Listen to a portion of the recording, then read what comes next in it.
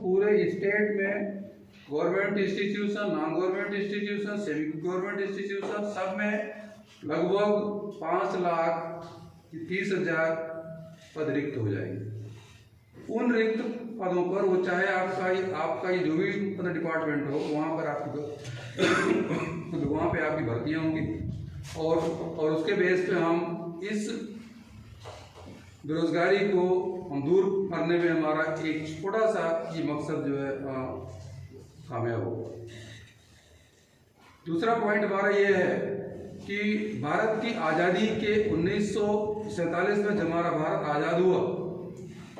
उस समय डॉक्टर भीमराव अंबेडकर जी थे जो इस देश के कानून मंत्री हुए थे। उनने जब श्रमिकों के बारे में स्टडी किया तो उस समय ये एक्ट ये था कि मतलब अंग्रेजों के टाइम का जो एक्ट था उसमें हर व्यक्ति को जो है वो 12 घंटे जो है उसको काम ये करना था। तो उनने उस पर 1948 में जो संशोधन किया उसके बेस पर ये किया कि इस देश में हर व्यक्ति को 8 घंटे ही काम करना है, उसको 12 घंटे काम की आवश्यकता नहीं है। मतलब क्या हुआ, एक किसी इंस्टीट्यूशन में या किसी के कंपनी में यदि कोई व्यक्ति काम करता है तो यदि वहाँ पे 24 घंटे कार्य की अवधि है तो वो अवधि उसको जो है मतलब 3 शिफ्ट में व्यक्ति काम करता है। अब इधर बीच में क्या हुआ कि कुछ फॉरेन ये हुआ कि कुछ फॉरेन मतलब इन्वेस्टर्स यहाँ पे आए इंडिया में और उन्होंने गवर्नमेंट के सामने ये प्रपोजल रखा कि यदि इस अवधि को आप कुछ कम कर दें और जो आपके यहाँ एक्ट लागू है उसमें आप कुछ डील ये दे दें तो हम लोग आपके यहाँ मतलब इन्वेस्टमेंट ये करेंगे। तो ये 2020 में ये गवर्नमेंट ने क्या किया कि उस कार्य की अवधि को उनने जो है 8 घंटे को 12 घंटे कर दिया, जिससे हमारा एक शिफ्ट जो है वो नौकरी से बाहर हो गया। 2 शिफ्ट जो हमारा काम कर रहा था वो जो हमारा मतलब 3 शिफ्ट काम कर रहा था वो हमारा 2 शिफ्ट में कन्वर्ट हो गया। तो उसका इफेक्ट ये हुआ कि हमारे लगभग ये 50 लाख लोग जो है वो नौकरी से बाहर हो गए। तो इस सम्यक अभियान का उद्देश्य ये है कि हम इस देश में इस स्टेट में हमारी जो कार्य की अवधि है उसको हम पुनः 8 घंटे ये करेंगे। उससे जो हमारे लोग जो ये काम से बाहर हो गए वो सारे मतलब अंदर होंगे, तो उससे हमारा लगभग 25% एम्प्लॉयमेंट ये कंप्लीट होगा। तीसरा पॉइंट हमारा ये है कि आप लोगों ने अक्सर ये देखा हो कि आप सारे मतलब बच्चे आपस में मतलब मित्रवत रहते हैं। हम लोग जब कहीं भी कोई भी मतलब ये कंपटीशन को फाइट करते हैं तो सबकी मतलब इंटेलिजेंसी के लगभग आसपास होती है। अब कहीं यदि 1 नंबर आपका मतलब कम हो गया और किसी ये दूसरे का 1 नंबर ज़्यादा हो गया तो 1 नंबर जिसका वो कम हुआ वो बाहर हो गया और जिसका 1 ज़्यादा हुआ वो अंदर हो गया। अब जो वो गवर्नमेंट के अंदर जो व्यक्ति आ गया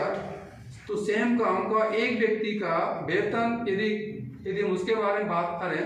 तो जो व्यक्ति गवर्नमेंट के अंदर है उसका वेतन एक काम का यदि 1 महीने का वो 40,000 रुपये है और जो व्यक्ति उस 1 नंबर के कारण ये बाहर हुआ और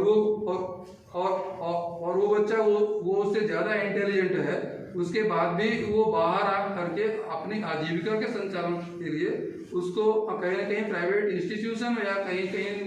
ना कहीं अब उसको वहाँ पे काम ये करना है तो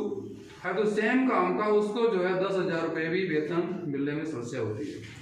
भारत की आज़ादी के बाद हमारे देश में जो है ये श्रमिक कानून 1948 में लागू हुआ इस देश में, और जबकि भारत के बाहर जो डेवलप्ड कंट्रीज हैं वहाँ पे ये श्रमिक कानून के मतलब ये मिनिमम वेजेस एक्ट जो है वो एक श्रमिक से लेकर के अप टू जीएम तक 12 स्लैब में ये डिवाइड है। हमारे यहाँ शिक्षित युवाओं के लिए यहाँ पे कोई भी इस टाइप का एक कानून है नहीं, इसके कारण हम लोग इसको बाउंडेड ये कर सके। तो हम लोग ये चाहते हैं कि इस देश में जो है न्यूनतम वेतन अधिनियम लागू होना चाहिए। फॉर एग्जाम्पल, एक टीचर जो गवर्नमेंट में काम करता है उसका वेतन लगभग 40,000 रुपये होता है स्टार्टिंग में, और जब कोई व्यक्ति प्राइवेट में काम करता है तो उसको 10,000 रुपये भी देना मतलब मुश्किल होता है। अब आप ये सोचो कि उसकी मतलब आजीविका कैसे होगी। हमारे देश में जो है मतलब संविधान ने हमको मतलब फंडामेंटल राइट्स जो है वो दिए हुए हैं। उस राइट्स के अंतर्गत एक इंस्टीट्यूशन की ऐसा हो सकता है कि जो हमारे ये प्राइवेट इंस्टीट्यूशन के जो संचालक लोग हैं तो वो ये आपत्ति करें कि ऐसा संभव नहीं है। तो मैं आपको हम बताना हम चाहेंगे कि हमारे इस स्टेट में जो है शिक्षा ये कर की राशि जो है लोगों से ये ली जाती है। तो जो वेतन आपका इंस्टीट्यूशन दे रहा है उसके अलावा जो हमारा न्यूनतम वेतन अधिनियम के अंतर्गत जो हमारा वहाँ से फाइनलाइज होगा, हाँ, तो जो शेष आपका जो वेतन होगा वो उसको गवर्नमेंट एड के रूप में देगी। जैसा कि अभी आपका अन्य स्टेट में, ये महाराष्ट्र में है, आपका यूपी में है, अन्य स्टेट में जो इंस्टीट्यूशंस आपके मतलब इसी टाइप से ये संचालित है। तो हम लोग ये चाहते हैं कि इस स्टेट में जो है मतलब न्यूनतम वेतन अधिनियम लागू होना चाहिए कि जिससे कि हमारे जो बच्चे, यदि कोई व्यक्ति वो गवर्नमेंट पर वो जॉब में अब नहीं आते, हाँ, तो उनको जो प्राइवेट जॉब आती है तो उस पर भी वो अपनी इच्छा अनुसार वो जहाँ चाहें वो अपना जो है सम्मानजनक जीवन जिए। तो इसके कारण जो है गवर्नमेंट पे भार भी कम होगा और बच्चे अपनी इच्छा अनुसार कहीं भी वो जॉब में आ सकते हैं। इसका अर्थ ये हुआ कि हमारे यहाँ भारत की आज़ादी के बाद से अब तक न्यूनतम वेतन अधिनियम लागू नहीं है, कि जिसके कारण ये मनमाना तौर पे कहीं भी